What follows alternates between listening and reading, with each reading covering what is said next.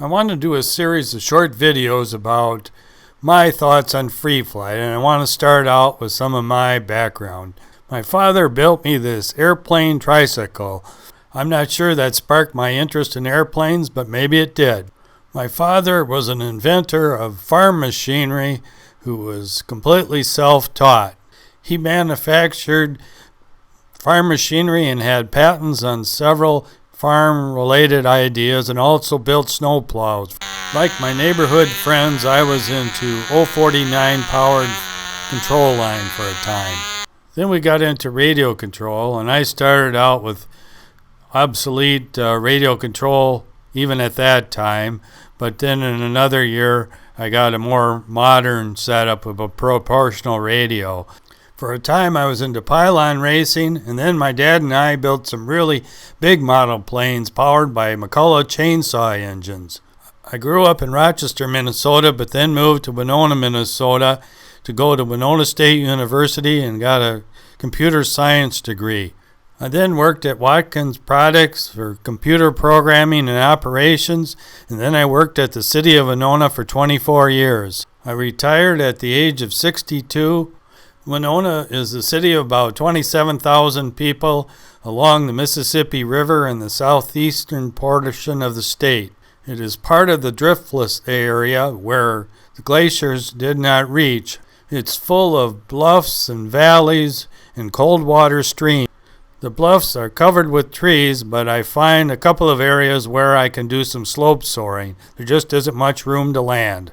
The Mississippi River has a good deal of barge traffic and also large excursion boats that usually stay in Winona for a day and take sightseers around the city. Bald eagles and turkey vultures are often seen flying over the Mississippi here. There's a large amount of backwater area that's great for kayaking, and I often go with a group of people. There's a huge number of small, cold water streams that have trout, and I like to trout fish.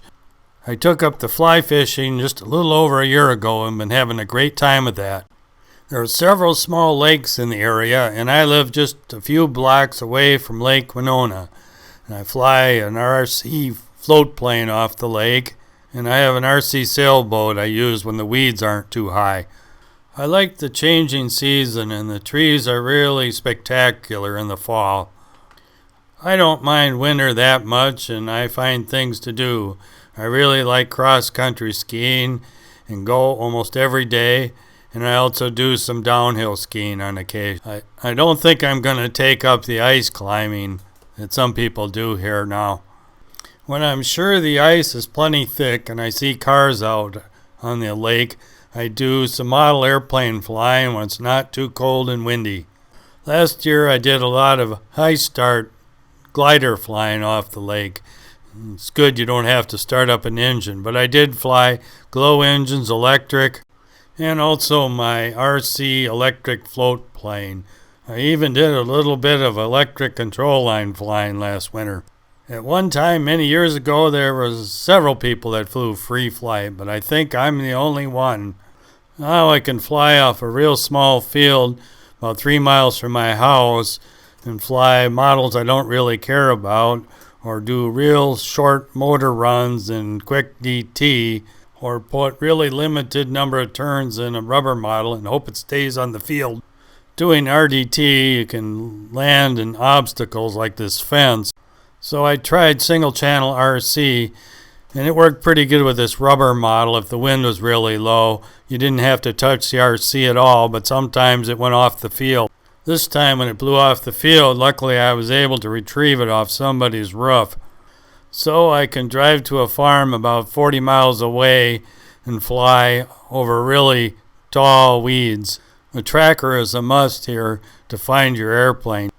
And for part of the year I can drive 20 miles to fly off this farm when the crops are out. There's a free flight club in Minnesota, and I've gone to their contest, but that's a 6-hour round-trip drive. The field is nice for some wind directions, but some directions can take you into the crops or trees. In 5 years, I've driven to Muncie, Indiana for the Outdoor Free Flight Champs, which is really a nice field. Watch for more videos in this series.